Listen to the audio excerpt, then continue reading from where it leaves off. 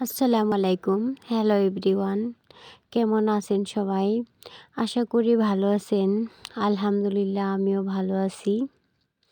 তো যে যেখান থেকে আমার ভিডিওটি দেখছেন সবাইকে হৃদয়ের অন্তঃস্থল থেকে জানাই অনেক অনেক শুভেচ্ছা ও অভিনন্দন। প্রিয় ভিউয়ার্স, আজকে আপনাদের সাথে শেয়ার করতে চলে আসলাম একটা ডিআইওয়াই এবং অসাধারণ স্বাদের একটি ভর্তা রেসিপি নিয়ে। তো চলে আসি মূল কথায়। এই যে দেখতে পাচ্ছেন আমার মোবাইলের কভারটা, তো এটা অনেকটা দাগ পড়ে গিয়েছিল, দেখতে খুব বাজে লাগছিল। তো ভাবলাম যে এটার উপরে একটা রং দিয়ে ডিজাইন করি। যেহেতু ঘরে রং ছিল এবং আমার মেকআপের একটা তুলি নিয়ে বসে পড়লাম। তো আমি চাচ্ছিলাম যে কভারটার যে রংটা ছিল মূলত ওইটার উপর যে কোনো একটা ডিজাইন করব। তো তাই এই রংটা না থাকায় পেস্ট কালার কিংবা আকাশি কালার যেটা বলা হোক না কেন, এটা না থাকায় আমি প্রথমত একটা নীল এবং সাদা রং মিক্স করে তো এটা কভারটার উপর ব্রাশ করলাম এবং ওইটার উপর সাদা রং দিয়ে একটা ফুল বানাতে যাচ্ছিলাম ঠিক এরকম। তো আমি যে ফুলটা পেন্ট করেছি এটার সময় ভিডিও করতে একদম ভুলে গেছিলাম। তো এটার উপর মাঝখানে যে হলুদ রংটা দিলাম এইটা আমি দেখাচ্ছি। তো আমার কাছে এই ডিজাইনটা অনেক ভালো লাগছে। আমার ফোনের সাথে একদম ম্যাচিং হয়ে গেছে কভারের কালারটার সাথেও। আপনাদের কেমন লাগছে অবশ্যই কিন্তু কমেন্ট করে জানাবেন। তো এই তো দেখতেই পাচ্ছেন এটাই হচ্ছে আমার কভারের ফাইনাল লুক।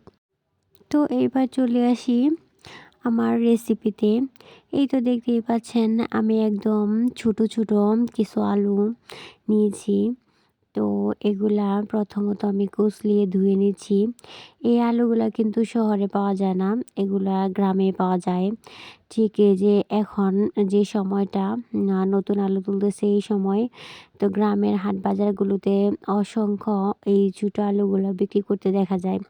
এগুলা শহরে পাওয়া যায় না, আমি অনেক খুঁজেছি পাই নাই। জানি না আপনারা হাতের মাথায় পান কিনা। তো এইটা আজকে আমি ভর্তা বানাবো। এই ভর্তাটা অসম্ভব লেভেলের মজাদার হয়। অবশ্যই আপনারা যারা গ্রামে থাকেন তারা ট্রাই করে দেখবেন।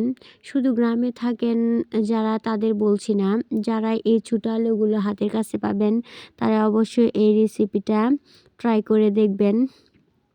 তো প্রথমত এই আলুটাকে ধুয়ে সিদ্ধ করে নেওয়া হয়েছে। তারপর এই তো কিছু মানে পরিমাণ মতো কাঁচামরিচ পেঁয়াজ ভেজে নেওয়া হয়েছে। আগে কাঁচামরিচ পেঁয়াজগুলো ভেজে নেওয়া হয়েছে, তারপর এই আলুগুলা ভাজা হয়েছে। তো আলুগুলা এমনভাবে ভাজতে হবে যেন একটু পোড়া পোড়া হয়ে যায়। এই তো দেখতেই পাচ্ছেন আলুগুলা এমনভাবে ভাজা হয়েছে, অনেক পরিমাণ ভাজা হয়েছে যে পোড়া পোড়া হয়ে গেছে।